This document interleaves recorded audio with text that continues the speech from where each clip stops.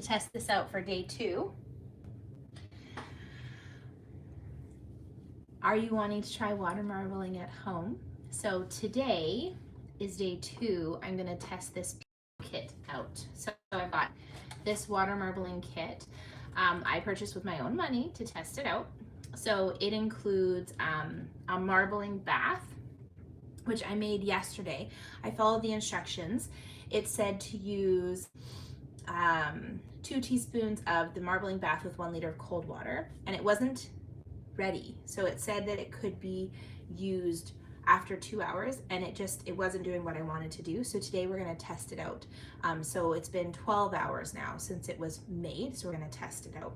So if we haven't met before, hi, my name is Krista. I teach the art of water marbling here in the central Okanagan of British Columbia, Canada. And today we're gonna test out this kit that I purchased at our local art store here in Kelowna. So I would love to know where you're watching from. So with this kit, it came with the marbling bath, which we've used to make our floating water. And then we've got 5 different colors. Now this paint did not come with any application method. So I also purchased some pipettes to use for application onto the tray. So yesterday we tried on plain paper with no treatment. We tried on paper that had been treated with alum. We tried it on wood, both plain and treated. I think that's it. And then today I've got some untreated music sheets. I find these are really absorbent, so I want to try these. So these are untreated. And then I've got some more treated paper. I just want to see if I can get this, if this bath will be more effective because we waited longer. So in the bath is 4 cups of cold water blended. I used a blender with 2 teaspoons of the marbling bath mixture. And then I let it sit for today. Now it'll be 12 hours since we made it. So it should be ready to go. I haven't tested it. It's been a busy morning. So I'm going to start with my newspaper and just skim it. And let's see how she does. So one thing you'll notice is that this marbling bath has taken on a darker color. So anytime that I use the gel more than one day, any of the paint that sinks, I feel like it tends to take on that color. So today it's looking very, very dark, which is gonna make it a little harder for you guys to see, but you'll definitely be able to see those prints. Okay, so this kit is by a company that's based in France. And so it's a great place if you're in Europe to buy a kit from. So I'm gonna try to work with a little bit less volume of paint because we're in such a small tray. So that's just 4 drops there. So when you have a smaller surface area, you're looking for less volume of paint so that that paint has area to spread into. I didn't shake my paint yet. So good morning, feel free to pop in the chat where you're watching from. I always love to know where you're watching from. I'm in British Columbia, Canada, and our government just announced in BC that we are gonna have our final time change this year. So now we're gonna be on our own time zone because we'll be different from everybody else, I guess. So just 1 drop at a time. And we're just gonna let that paint float. Okay, so I just have black I haven't used yet. All right.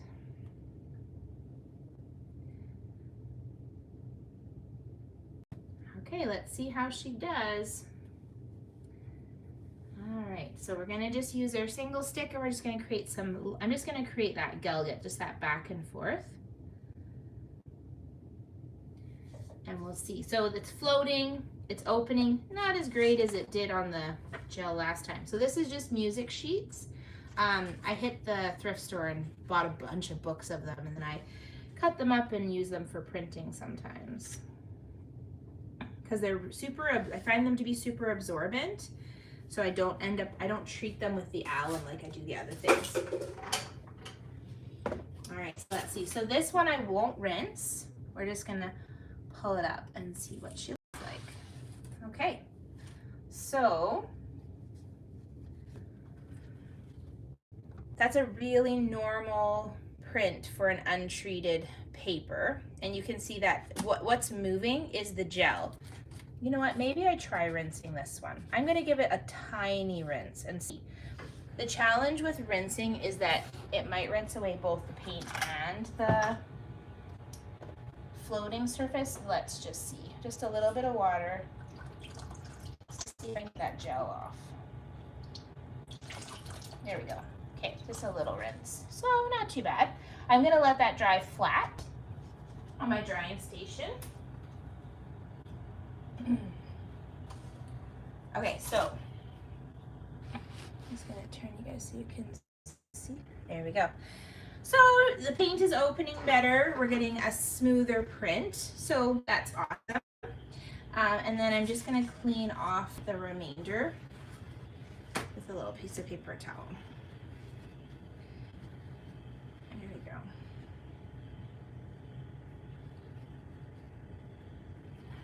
So there we go, that's what's left. Now I had a thought of maybe the reason why the paint's not floating really well is because this is such a small tray and the paint doesn't have anywhere to go. So that's also very possible. So I'm just gonna do just a few drops. I'm not gonna do them in a row like I did last time. And let's see if it behaves differently. So it's pushing each other. Yeah, it is a really small tray. So one of the things we can test is we can put this little bit of gel into a bigger tray. Oh, it's all opening really nicely now. Maybe it just needed to be used, I don't know. Okay, so we've got really good spread on that one. I hope you can see that. Beautiful. Have any questions, put them in the chat for me. And this one, so the challenge with this tray is none of my tools really fit because they're all bigger than it, right? So that's where making your own tools for the size of your tray is really handy with just just cardboard, because then you can make it fit. So this one isn't gonna fit because it's too big, because the cardboard is too wide for it. So that's where a barbecue skewer is perfect. So I'm just gonna freehand swirl this one. So we got a really nice spread on that.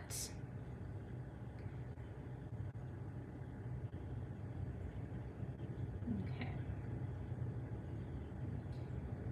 Okay, beautiful.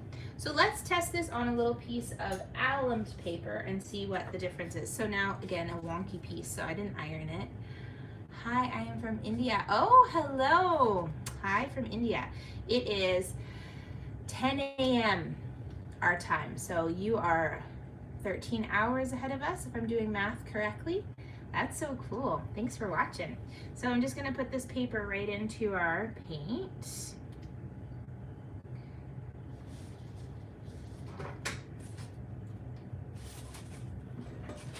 And we're just gonna pick that one up. So now this has been treated with that alum. So you're gonna see that moving on the surface is just that. We're gonna give it a rinse in some cold water here.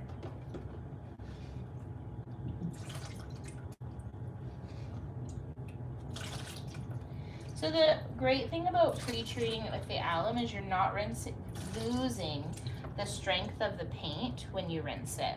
So on that one, we do have a little bit of bleeding and running, just a little bit. Not too bad though.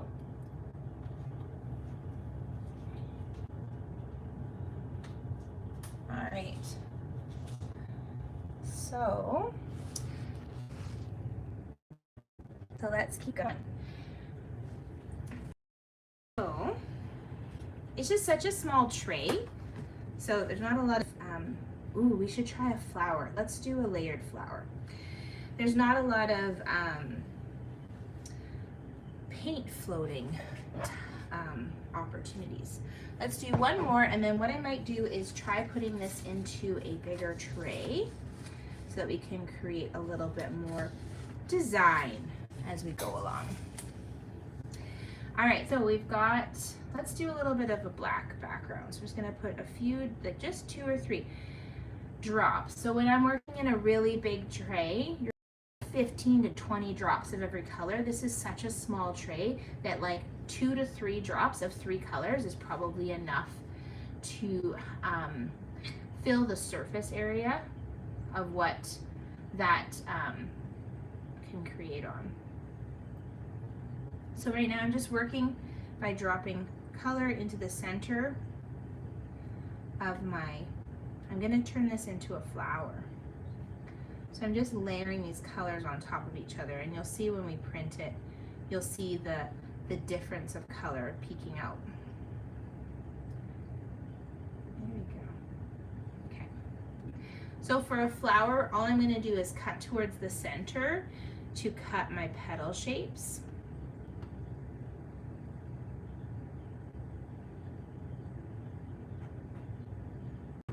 And then outwards creates these little fairy petals.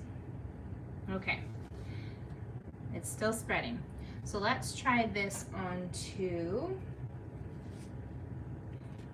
this is plain cardstock with a bit of alum on it. And I always label the back side with this little 0 with a mark through it. And that means that's the side that I did not alum anything onto. I'm gonna get the edge of this flower. Okay, so what we're gonna do, I'm gonna lay this piece on top in the corner here. Okay. So what I'm doing is just printing the excess, but then we can see the difference of color. Okay, so that is on plain paper with no pre-treatment. This is on allumed paper.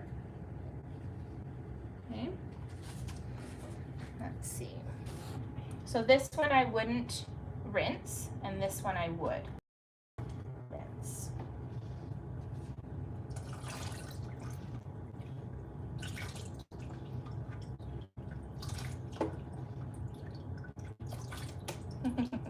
Getting it on the floor. So same print, treated, untreated. So let's see what that looks like once it's dry.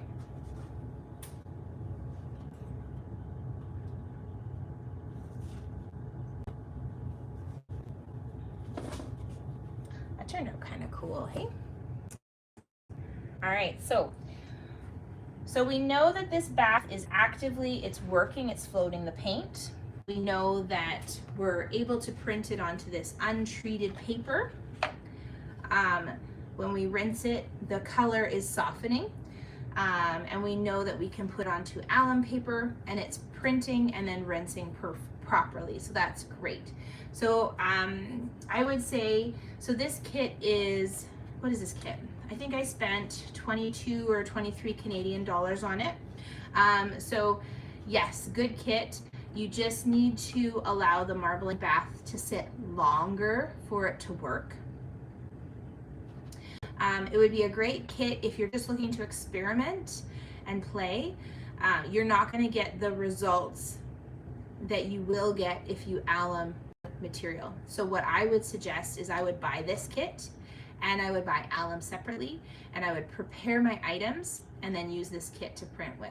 That's what's going to get you those nice strong colors and those nice strong prints, is by preparing the items with that alum. So final result, so I can show you, so the papers that I printed yesterday, they all turned out really lovely. There's definitely a variance of color between pieces that were allumed, pieces that were not allumed. So if you are in a European country, this may be a great place for you to test and play and try out water marbling. And I'm gonna go get my bigger tray and we're gonna transfer this liquid and we're gonna try on a bigger tray. So just give me 1 second, guys.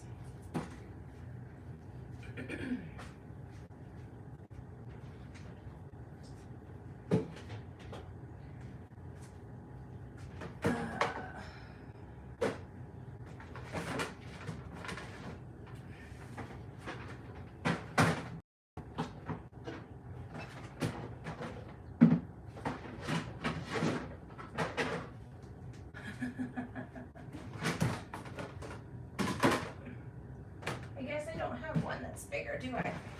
I'll use this one.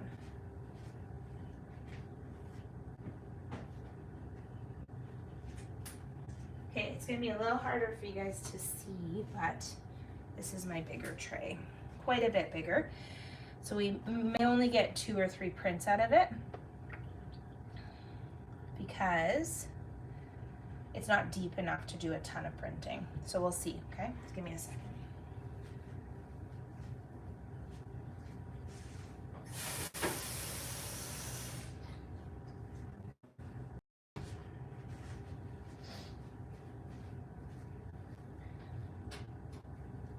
And so I can show you a few of the prints that we took yesterday. So this was the first print that we took when the gel, the bath, wasn't quite ready. It hadn't fully dissolved, so that print, there's no difference of color. This was at the end, once we had the bath have a little bit more rest time, so you can definitely see the design a bit better. This was using a different bath, but with that Pebeo paint. This was using the Jacquard Carrageenan bath. Again, the Jacquard Carrageenan bath, but with the Pebeo paint on alum paper. So those two both had alum. This one did not have any alum, and you can see how light those colors were once they were rinsed. So that just softened. Another alum paper. So this spot here is where there was an air pocket that stopped the paint from touching the paper. So these are some of the results that I got yesterday with this same kit, but we're gonna test a few more things. All right, so it's gonna have a more surface area by being in this bigger tray. So let's see how that prints. So we're gonna do the same steps. We're gonna skim. So in the tray is a gel, and this gel, in this case, is made up of the Pebeo marbling bath mixed with cold water, and this has now sat for 12 hours to kind of thicken up. And then these are the Pebeo marbling paints that came with the kit that I purchased. So we're just gonna test to see how that does. So in a tray this size, we would probably do about a total of 20 droplets of paint. So I usually say 5 colors, 5 drops is what usually fills the space and allows it to open. So let's see how we do. I think you can see that. Beautiful. So a lot of learning and a lot of testing and a lot of playing anytime you're trying a new art form. And especially when you think you've got it perfect and then weather or wind or something else in the natural elements happen and totally changes your design. So I had an experience where I taught a class outside, and we were right by the lake. In my area, there's a big lake called the Okanagan Lake, and the wind just picked up and blew so hard that it pushed all of the paint to the end of the tray with the wind. It was crazy, but it was a great learning experience for me that the wind has the power to push and change and move my design, which is something I don't think I really thought through. So now when I work outdoors, I have all these tents set up with tarps around the edges to try and contain that wind so that we don't get it pushing and moving. Okay, so what we're gonna do, we've got our alum paper we're gonna test. We're just gonna lay that right on here. And then we're gonna test 2 more papers. So that's just alum. We're gonna test it onto, that is just music sheet that has not been pre-treated. I'm gonna pick up a spot. Okay, and then I've got a piece of untreated cardstock. So it's the same paper as this, and that's gonna give us a really good idea of what type of process is going to work best with this kit. So here we go. We've got our allumed paper.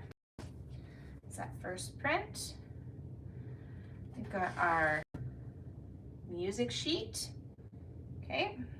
And then we've got our untreated paper. Okay.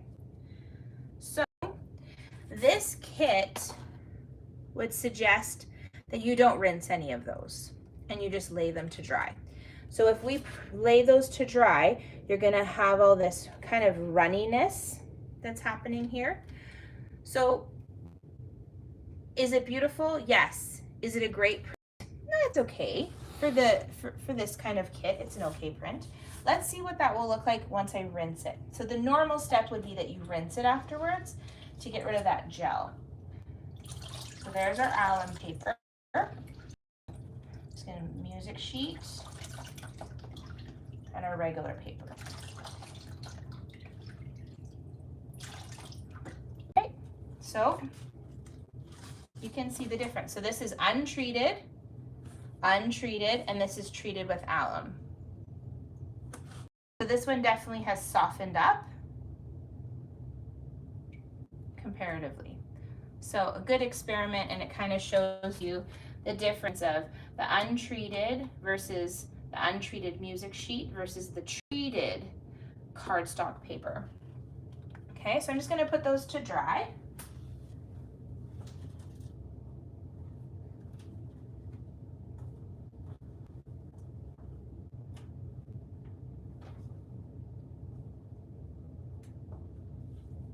All right, let's try one more.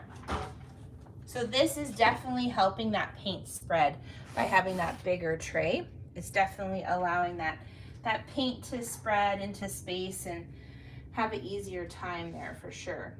So that's awesome. Okay, so I think I'm gonna keep this background as is because it's just got a little bit of paint left, but now I'm gonna build some flowers on it again. So I'm just gonna grab in my dropper, way too much paint, and I'm just gonna start with just dropping a few drops, and those are gonna become my circles that will become my flower. When I first started, I really thought that you needed to have everything go perfectly and have only these colors together, and I really had these mental rules, like we all do when we first start something, of what I thought was going to look the best. And now I've kind of come to realize that there's beauty in everything, no matter what the outcome is.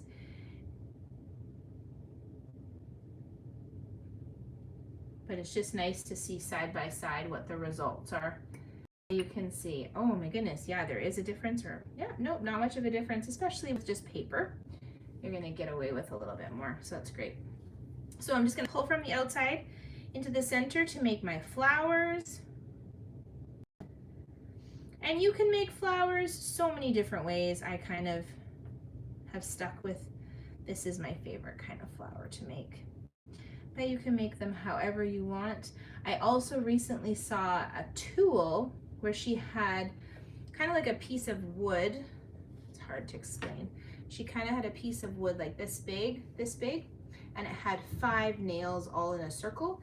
And then she touched that to the paint, and then it made 5 perfect circles together to make those little flowers. So it was really a cool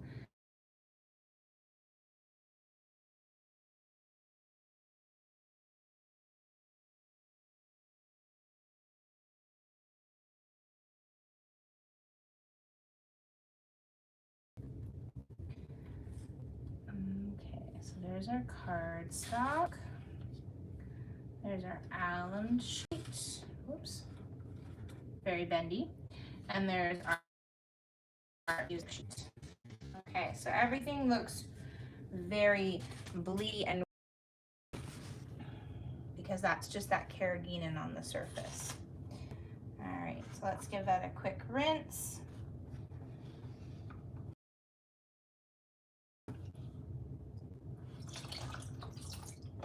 drop one in. That's perfect.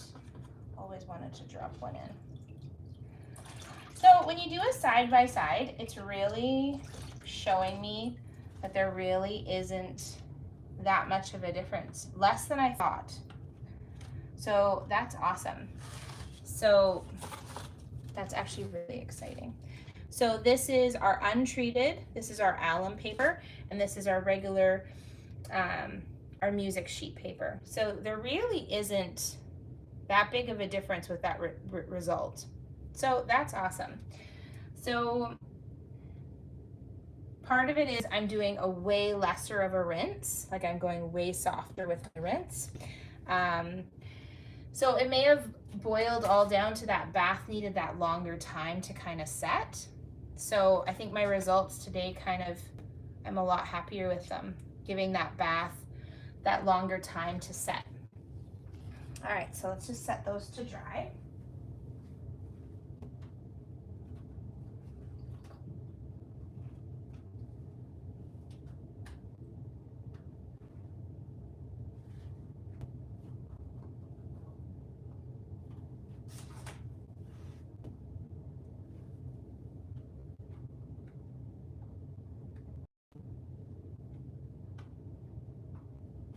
All right, so we're just going to do one more. Okay. Here we go. Okay, so I'm way happier with this today.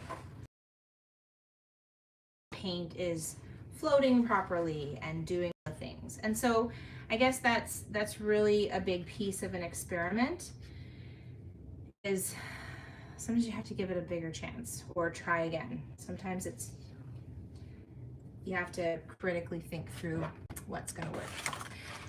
So in the kit, so let's, yeah. Let's just do a delegate and see if we can get the paint to open up really big. And so I think the one thing this kit is missing is definitely white. I'd have to go back and look. You could probably look online, but I think if you buy the bigger size of this kit, it comes with white or more colors, or it's a little bit better of a kit. So I would definitely say a bigger kit. The other thing I noticed with the bigger kit is it came with dropper lids. So the paint bottles have droppers, which would be handy. Then you're not working with these pipettes, which would be really nice. So yeah, I'd say if you buy the kit, I would say go for the bigger one that has the pipettes in it, or the dropper lids. I'll try and put it in the comments, a link to that style. My favorite color combination is the ocean colors, but every time I teach a class, there's always somebody that comes up with a really unique color combination. I'm always like, oh man, I've never seen that before. Where did you think of that? So I'm always finding new things that I really like within the color wheel and the way colors behave together and everything, which is really nice. Okay, so it may be that I don't have enough of the bath left. The paint did not spread to the edges, which who cares? We're just gonna keep going. So this might be my last print. I'm just gonna go back and forth through it with that Galget.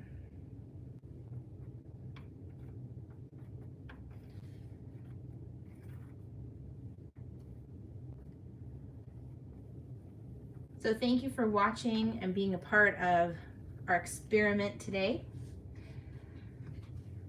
I would definitely give this kit a thumbs up if you allow that bath to sit longer. I think you're gonna. So let's keep going. Last print. So this is regular paper cardstock from Walmart. Has not been treated with anything. It's just paper.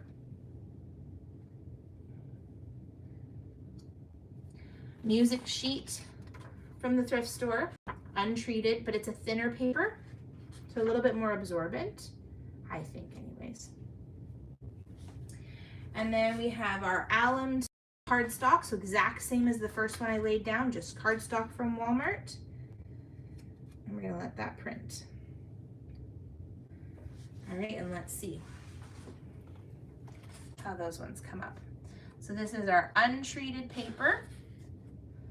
Untreated paper. And our treated cardstock. All right, and let's give it a rinse and see what they look like. Oh, it just wants to go jump in there because it's curled, I think. All right, well, fine, hop in. I'm just dunking it in because there we go. That's the treated allumed paper.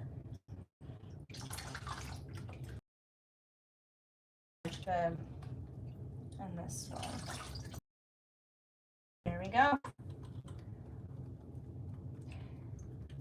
Everything is soaking wet. All right, I'm just gonna put it down on the floor with a towel because I've run out of space up top.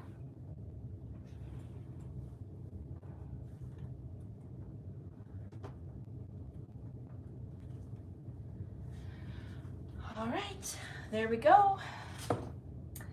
That is it for today.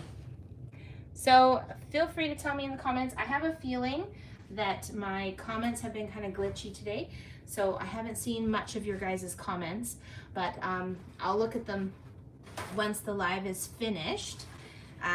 Once it gets edited, they'll all pop up tomorrow. So if you have any questions, put them in there. I'd love to see them. Otherwise, thank you for joining me for another episode of Lives with Krista, where everything goes crazy, featuring this kit. I hope you all have a wonderful day. Thank you so much for being here, and let's try something else next week. All right.